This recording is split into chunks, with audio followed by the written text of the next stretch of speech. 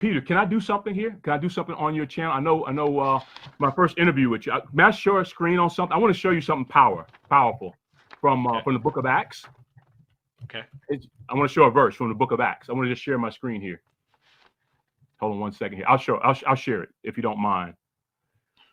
I want to show you something that once you see it, you can't unsee it, and no Trinitarian can. I think I know what you're going to show me, but I want to see it anyways. Okay. And here is, I'm going to show this screen here. I'm just going to Blue Letter Bible here.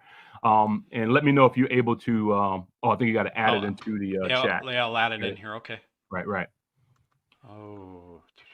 Let's do this. We're gonna put the nail in the coffin. Let's put the nail in the coffin here. Oh, so this is Acts chapter 2, Blue Letter Bible, right? Anyone can do this. Anyone can do this search, right? This is gonna blow your mind. This is Pentecost. I've often said everybody talks about the Bible, but Pentecost is the proof. Whatever, because remember, it comes down to, are we saying as a third person? Pentecost is the proof. Everything, like you said, he promised to pour out his power, his spirit, his presence upon them. Never a person, right?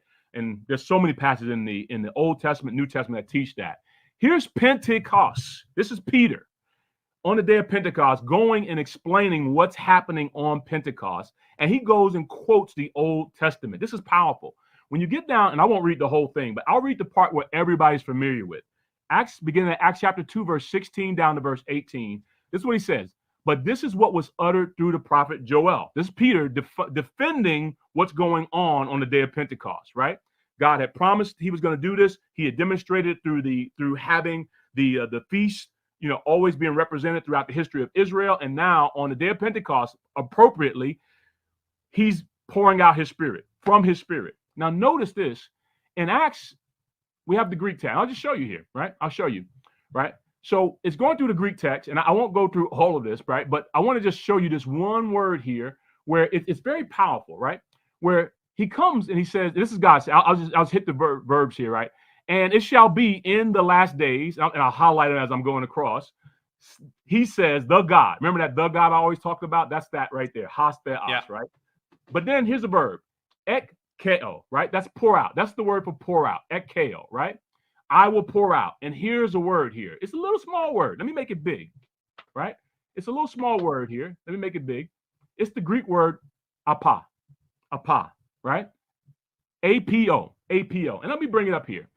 And this word here, it overwhelmingly is translated as from, right? When you bring it up, and that's the Strong's, if you want to look up the Strong's. I know some people look at the Strong's, but you go and you look it up. Overwhelmingly, this word, like, look, when it's used in the Greek text, 393 times, it means from, or of, or out of, right? Now, here's what's powerful about this. This is not the only place where this is done. But when you read this text literally, right? In the last days, it shall be, God declares, I will pour out from my spirit on all flesh, and your sons and your daughters shall prophesy, and your young men shall see visions, and your old men shall dream dreams. And then he says it again in the next verse, right? He says, and this will happen. Let me just scroll down here to get my text. But he says, even on my male and female servants, in those days I will pour, and he uses the word again, apa, out from my spirit, and they shall prophesy. I've challenged Trinitarian. I said, please explain to me why that's untranslated in this text. You'll see it translated a little bit in the King James, where they'll say, like, I will pour out of my spirit, or the New American. Yeah, our New American Standard will say, the 1995 edition will say, I will pour out forth, I believe forth of my spirit. But it can be translated from. When we use that word a few other times in this chapter, it's translated as from, other places in Acts chapter 2. And it's from. It's a simple little word. It's a simple little word. But the moment you use that, we all get the illustration. If God tells you twice in this passage and elsewhere, by the way, it's not the only place he uses that. I will pour out from my spirit, or out of my spirit, as it says in 1 John 4:13. We all know what he means when he's saying that. He's giving us, and you said it, he's giving us himself. The greatest gift that God can give us. He not only gave us his son, he gives us himself. And when he gives us himself, we have him present with us.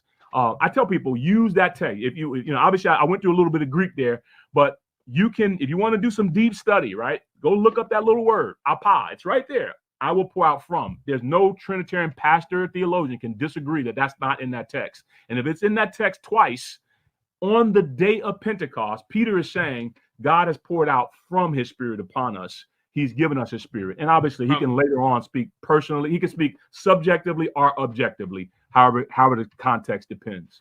And it could be like from his own being, his own heart, Yes, his own mind. He's yes, pouring out his very being to his servants. That's incredible. That's an Amen. incredible passage.